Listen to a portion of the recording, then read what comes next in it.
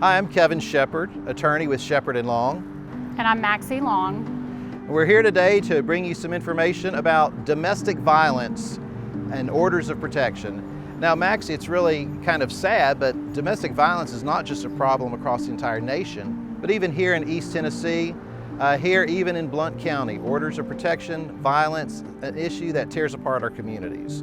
So today we're going to talk a little bit about that and see what we can do to help you understand those issues. Kevin, we've represented so many clients on these issues. Can you tell the viewers what exactly is an order of protection? That's a good idea, Maxie. So an order of protection, basically if a person has been the victim of violence, threats of violence, even destruction of property, destruction or threats of destruction to a pet, from a person that they're either related to or have been in a relationship with, then they can apply for an order of protection. Now, another thing is orders of protection also can be gotten by a person who's the victim of harassment or stalking, even if there is no special relationship. So an order of protection, a person applies for that, where the court would grant them an order that basically tells the other person to stay away, to have no contact with them by phone, by text, even through a third person, that they cannot communicate with each other or come around that person, because to do so would violate the order of the court.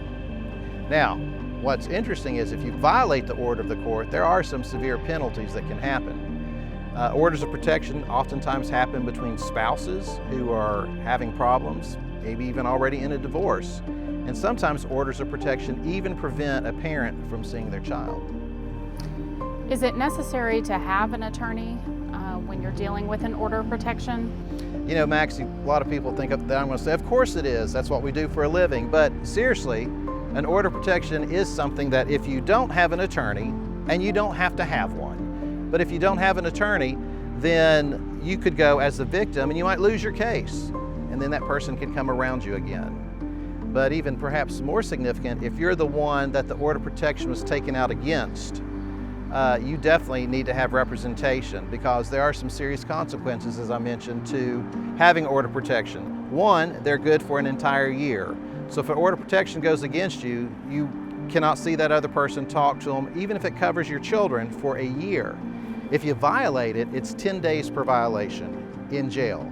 So we had a client one time who had sent 40-some text messages to the other side after order of protection. Technically, that was over 400 days that person was looking at it spending in jail for violating an order of protection. Even though it wasn't a threat, it was just violating that order over 40 times. And if you have order of protection, it goes on the National NCIC computer database, and it will follow you.